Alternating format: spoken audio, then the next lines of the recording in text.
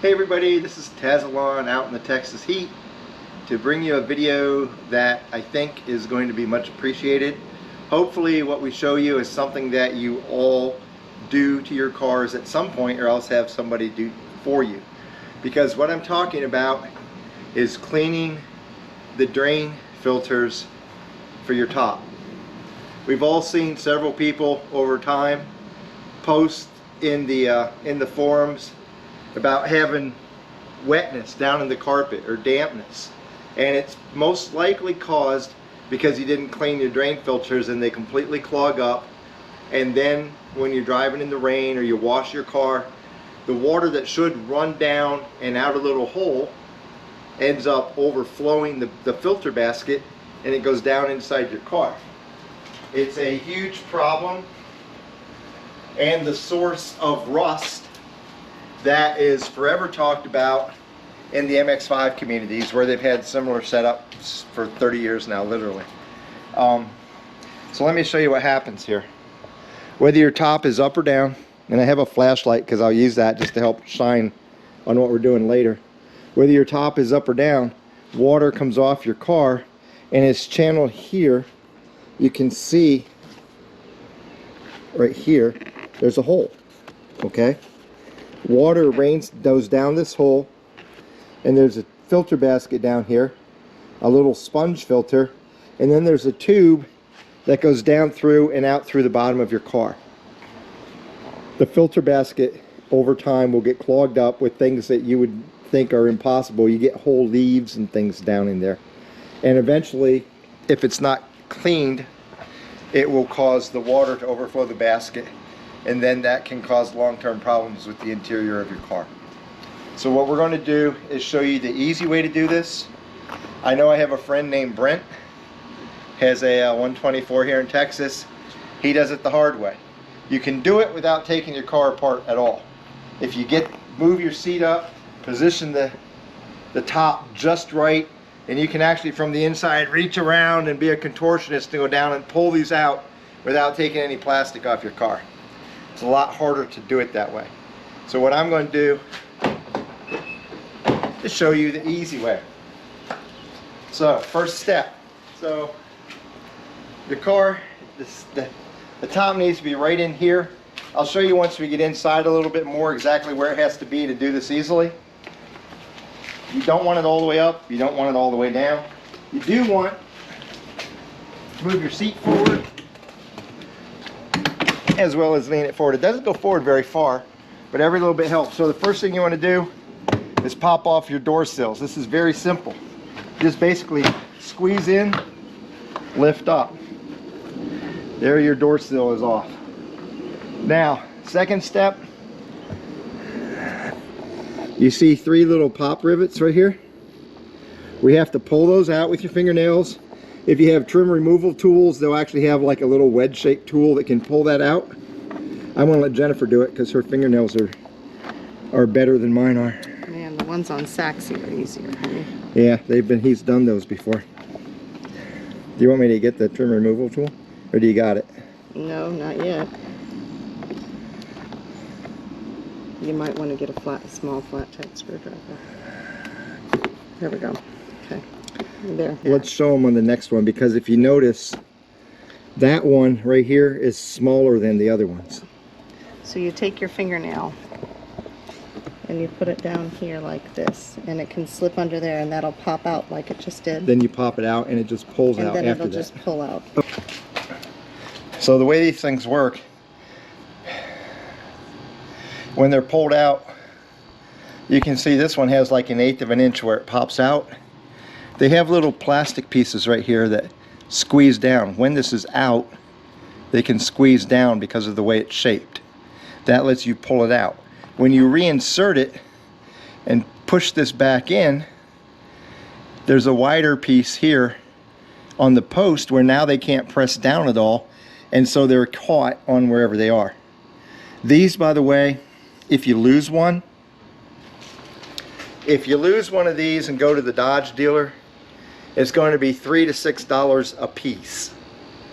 You can go on Amazon and look for them. Just look for pop rivets or push rivets. I don't know what the exact name of them is. You can get sets, I know because I just looked about 15 minutes ago. There's a set of over 200 pieces. I think it's 240 pieces. Maybe it was 120, I can't remember the number. Either way, there's a whole bunch of these in different sizes you can get for like $15 in Amazon. Go to the actual dealership, you'll get maybe 3 or 4 at most for that same amount of money. So if you do lose one and need replacements, go to Amazon. The exact same thing, it's just they don't charge through the roof for them. Now I have seen videos of an MX-5 where they only had two rivets over here on this side. So far, both our Classic Unlusso and Abarth have the same number, because we've already done this to Saxy.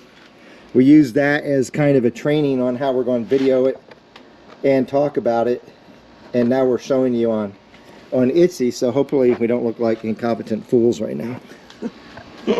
Here. Okay, so now we're able to take off the second piece we have to take off, and that's the last piece we have to take off. I'm going to take and pull this out, and there is, I'll show you here, but you basically, the right motion is to just pull up like this. You're going to feel some resistance over here, and let me show you why. There's a plastic post on the back that you just pull free, so you have to overcome that resistance, and it just pulls out. So now that we have these two pieces of trim off, we are ready to get the basket.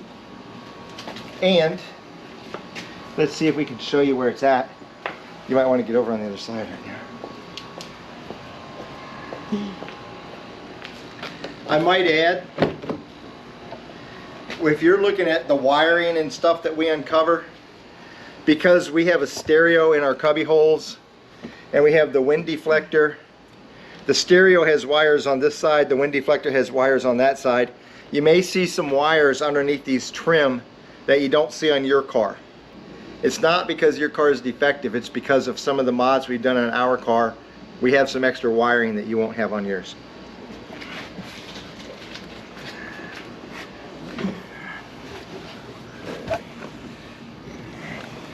Okay, can you see in the hole? No. You can't see in here? This might be if I put it right here. So what we're looking at right now is right here. You see this foam, and particularly this foam piece sticking out?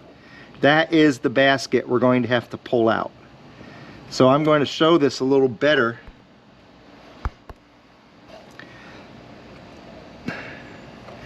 Here's the plastic.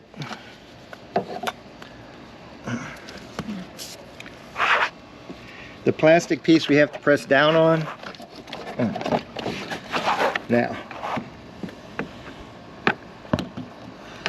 can you see this? There's like a metal semicircle piece right here. That's part of your roof mechanism. I'm going to pull up on the roof. I need that about there to where it's clear of this basket. Right here, I don't know if you can see it, but my finger is on a plastic piece. You press down on that piece, you'll hear it pop. And then you put your finger on this foam piece, pull towards the middle of the car.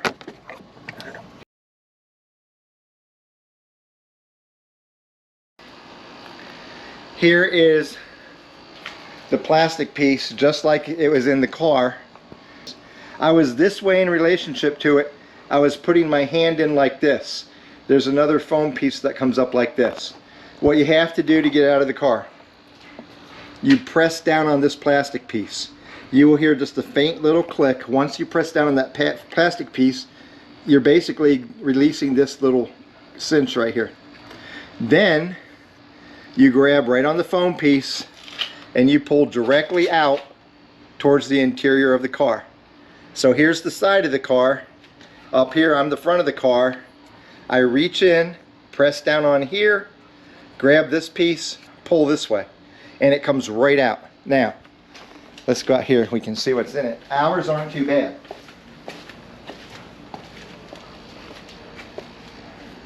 You can see, even though we rarely drive in the rain, probably 99% of the time we've driven, the top's been down. I still have leaves and twigs in it. Okay? That may not seem like a lot, and it's like, well, why are you cleaning it for that? The trouble is, you don't know how much is in it. So I plan on doing this about once a year. I've seen people, and you've seen some pictures of people who pull these out, and there's literally sludge and dirt and grime, and it's completely filled up these holes, and that's when it gets to be a problem, because the water overflows the side and into your car.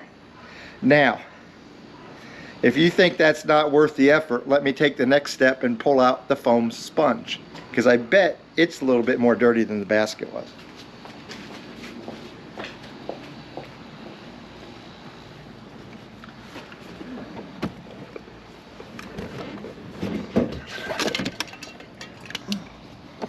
Right underneath where the basket was.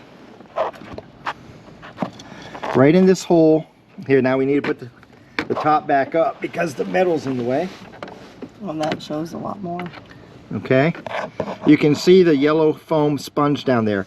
So I'm just going to reach in with my hand, grab it, and pull it out. Ta-da. Now again, on Etsy, it's not real bad. Saxy had a hard cake layer of grime over about, well, it covered up all these holes. It was all the way up to here, to where it was actually hard, and we had to go in and rinse it off. It took a while to break it free and have it come off. So Etsy's is a little bit dirty, not bad, not enough to cause problems. Saxy's was bad enough that it had covered these holes up to where water wouldn't be able to go down. So again, if you live up north, if you drive it in the rain and get dirt and grime and a lot of water going down the channel, you probably have filters that look worse than ours just did. It's not going to be a good video to say here's why you have to do it, because it gets completely full. But at the same time, do it, because you don't want to wait until you notice dampness in the floorboards to realize that your filter was more clogged up than ours was. Okay? This is a real thing. It does happen. Don't believe me, go to the MX-5 sites and just read about their problems with their undercarriage rusting out because of this. Okay? Just do it. It should be at least an annual scheduled maintenance for you to do yourself. So I'm going to go in and rinse this off before I put it back in. But first we're going to take out the one on the other side. And let me show you something else real quick. If you take them both out and then you're like, oh my God, I can't remember which one goes where. Okay, first of all, we know that the plastic covering goes to the inside, the basket hole goes to the outside, and the little plastic piece goes to the rear of the foam piece. But if that doesn't make enough sense to you, right here it says RH, right hand. So they have these labeled from standing on the back of the car. To them, we're behind the back of Etsy. The passenger side is the right side. The driver side is the left side. Everybody over in England and such, that would be reversed. So from the rear of the car, RH is the right side of the car as viewed from the back. The one on the other side will say LH. It's on the left side as viewed from the back. So we'll leave this out and we'll go do the other one real quick. And I'm just going to do this and not really showing you how I do it, so that you can see how quickly you can take one of these out. If once you do it a couple times and you know how to do it, it doesn't take a lot of time. So we know we have to take off this piece of trim. Now the hard part for me is taking out these silly rivets. So I'm going to let my wife do it again. The smallest one is the This hardest. small one is the hardest one because it's the hardest thing to get your fingernails behind. Again, if you have trim removal tools, you have a little plastic piece with a shape like a little V. Slide that up. That is so I can get to what you these. can use. I know, I'm putting these up here so we don't lose them. Seat forward. push forward.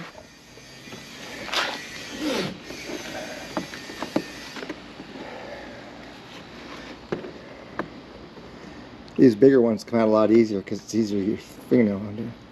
Okay, is out and a little bit forward enough, and that's out.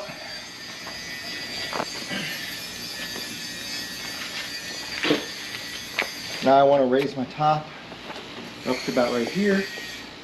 I'm going to reach in.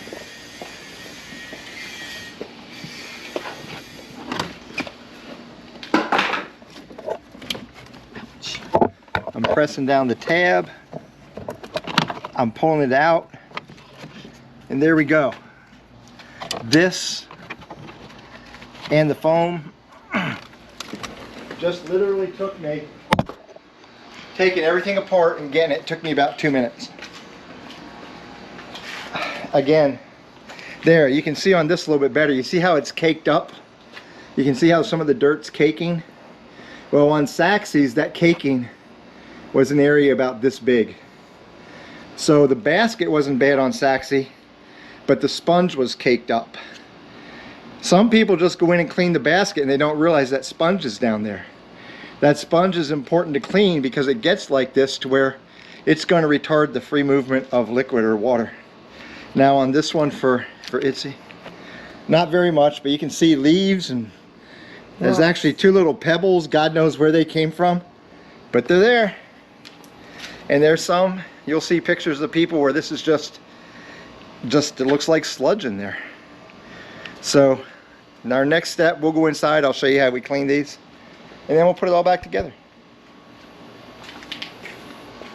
So I'm just going to take warm water, hold this underneath it. You can't get the stain out of it. Soap. You can use a little soap. That might help a little bit, but these aren't clogged up very bad, so I'm not worried about it. I'm going to take this Band-Aid off.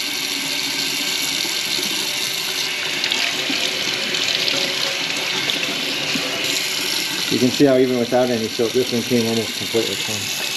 Now, if this is caked on, it's going to take a little bit more time.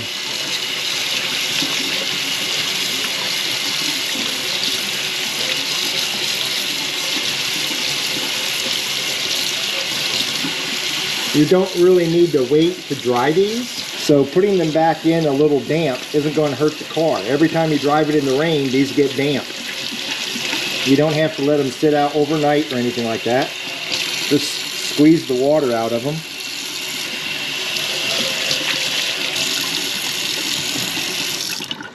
And they're good to go. Now, I might add, these are exactly the same. Doesn't matter which one you put on which side, but it doesn't matter if you confuse these. They fit either side just by flipping them around. Now, we're going to put them back together. This one is left hand, so it's over here. Here's the left hand. Again, I want this little plastic tab rearward of here, and the basket part is to the outside of the car. The way you align it is this angled piece lines up with this angled piece. So this little extension here actually covers up the drain hole that goes down into the car. So you're going to want these semicircular half moon pieces to the inside of the car, round piece to the outside of the car. Go ahead and it just fits in here really easily. Then you take this plastic piece to the back.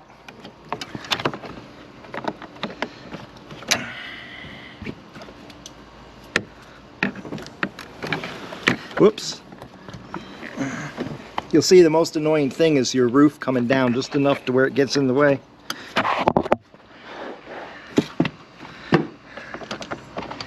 And you press it in.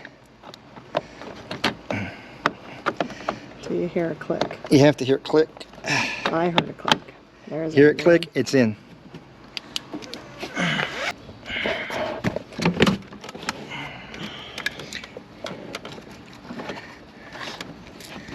I press my foam piece in. like this.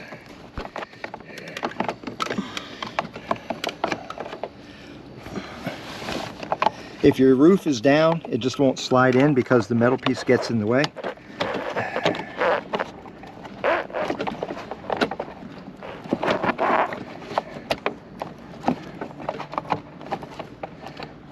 There you go.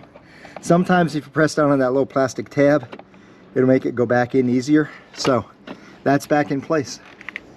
To do this, it's just the opposite of how we put it on. You're going to feed this tab with the hole in it underneath this piece because it has to line up. And then down here,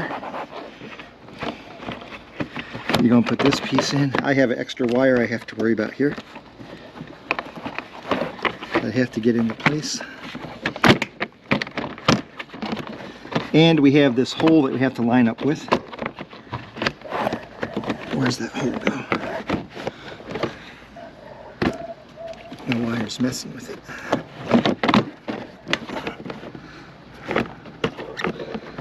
It goes right.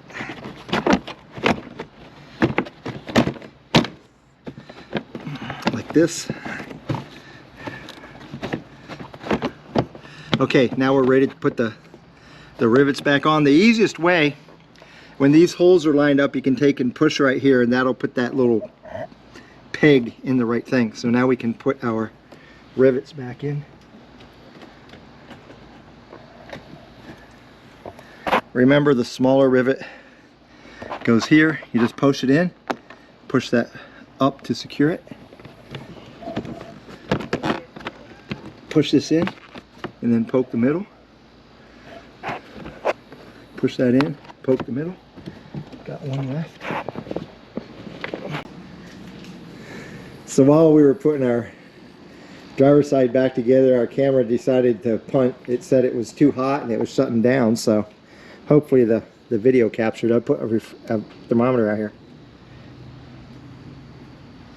It's 104 inside the cabin of the car, and with the humidity of about 52 to 53%, our heat index is somewhere in the mid to upper 120s. So we're going to finish putting this together real quick. We have one more pop rivet to put in over here. And our driver's side is back together.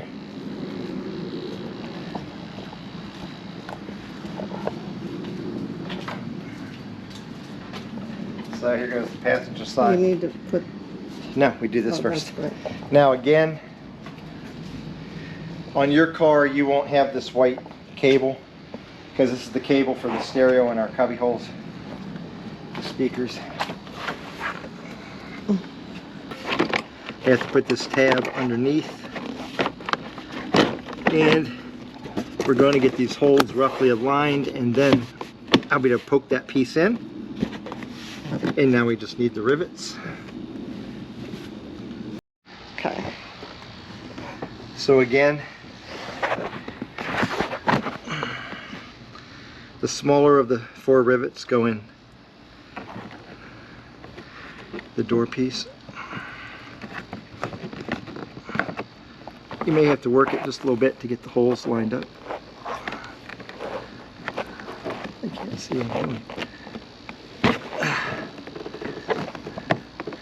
There we go.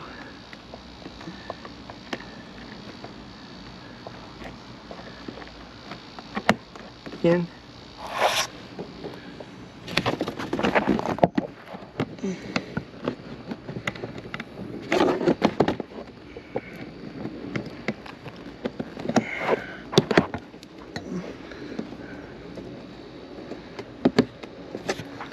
And the last one.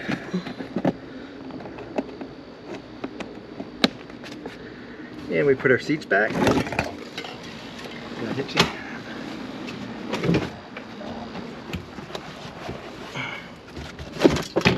And we're done. Now I need to put this piece on too. So again, big curved piece goes in the back. Just line up the holes, press down, and it's on. So, I got one more piece over here.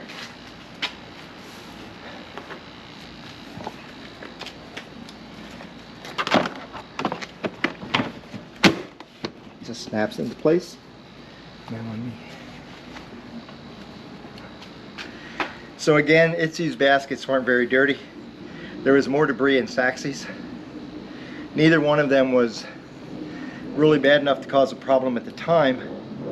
But because we live in Texas, we don't do a lot of driving in the rain. We keep our cars under the carport or in the garage. And so we don't get exposed to the elements as much as somebody who would keep their car out on the street, especially if you're under trees or something like that. When we park in parking lots, we deliberately don't park under trees, mostly because of birds, but that also prevents leaves and other debris from falling down on your top and eventually end up washing down in there into that filter and clogging it up. I've seen pictures online of people that pull those baskets out and they're literally full of black sludge. That's when it becomes an issue. So what we're going to do in the future is once a year, probably before summer where it gets this hot, we'll probably do it as part of spring cleaning on the car, is just go in after the winter rainy season, spring rainy season is over, and just clean those baskets out once a year and we should be fine. A lot of you have probably never done this. I just did them really in time worked. First time, actually the second time I ever did them, because I did them in Saxy first. The first time you do it, if you watch the video and go along, you can easily do it in under 30 minutes. After you've done it a couple times and are familiar with where to reach and where to press, and it becomes a little bit easier for you to do, you can do this both sides in 15 to 20 minutes, no trouble at all. So for Drop Top Tees, this is Tezlon. Our next video, I hope, will be either one of two things. We're going to show you how to take an emblem off the car, or we're going to show you an appearance mod we're doing to Itsy, waiting on parts. I don't know when the parts will be in. We have about a third of the ones we need to do what we're doing, and whenever the shop tells me that the rest of it is in, it's a one-day install, and then we're going to do a video that I hope looks pretty cool that well, we'll just see how it goes. Have a good day. Now, like, subscribe, come to the URL, come to our shop, buy a t-shirt.